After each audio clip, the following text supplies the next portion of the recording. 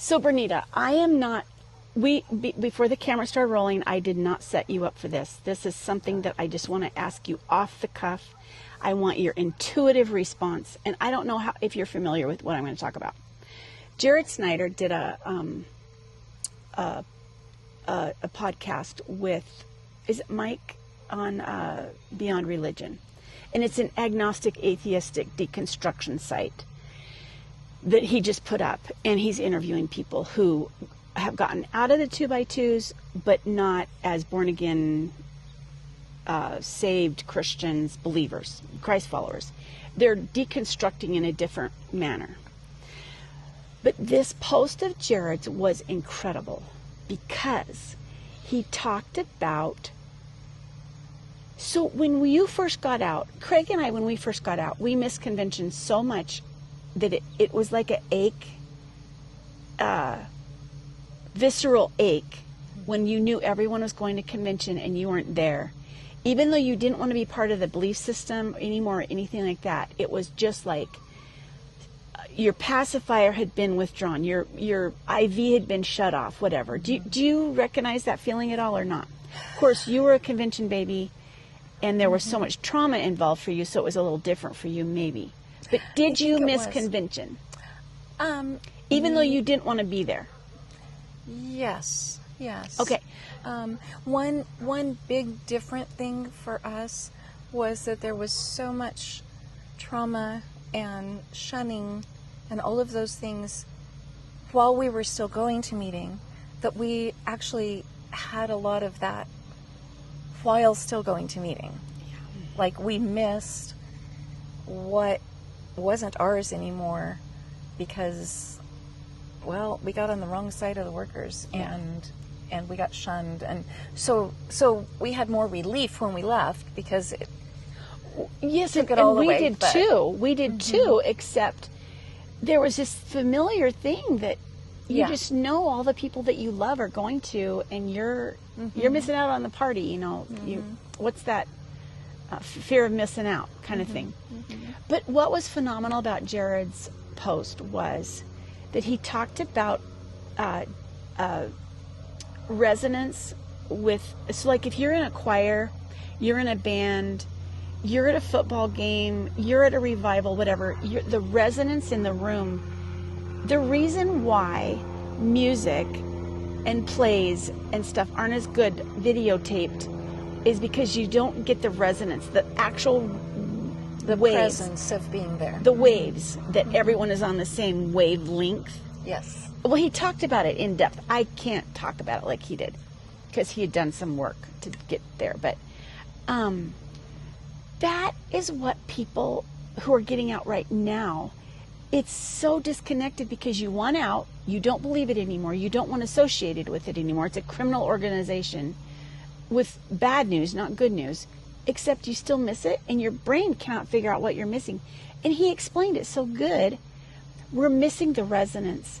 Everybody's happy, clappy on the same wavelength for 4 days.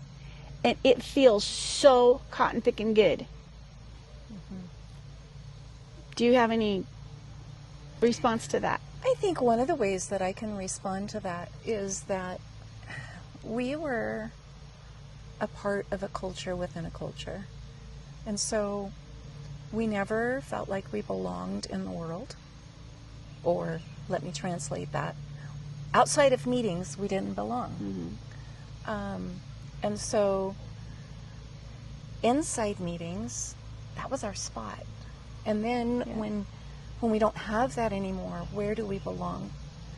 And so today, when I've been reconnecting with people that some still go to meeting, some have left meetings, or some like you that I knew back in the day and now I know better. And to have that reconnection, even if it's somebody I've never met before, there's still a connection. There's a connection there. There is. That I have not had for 32 years. Yeah. And so, not too long ago, I went to dinner with one couple that I knew back when we still went to meeting, and someone else that I had never met before. But to sit at the table and to be able to talk with them and have a sense of having known each other forever, because there was so much we didn't have to explain. You don't have to translate anything. Nothing needs to be translated. Yeah. And that's so appealing. to be welcomed back into that connection, it's something that I never ever dreamt would happen in this life. Yep. And so to have that, it feels like to speak with Jared. Man, I love that guy. And I do too. to have conversations, that's a word, conversations with him. Because it's dialogue that we never could have. Exactly.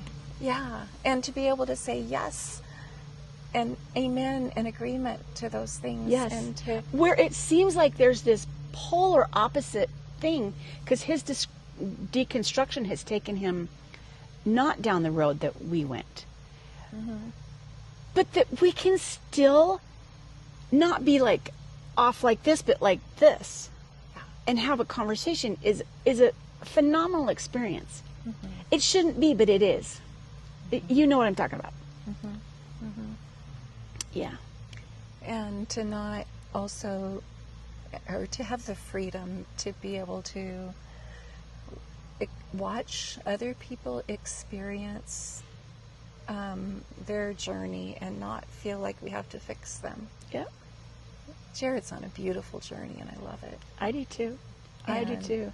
I am cheering him on like crazy. Yeah. Yeah. And Yeah. I don't know. It's, to me, one of the greatest freedoms is to have the freedom to love. A friend of mine quite often says it's difficult to judge someone once you've heard their story. Or when you're having lunch with them. And yeah. And it's like loving people Yep. doesn't include judging them.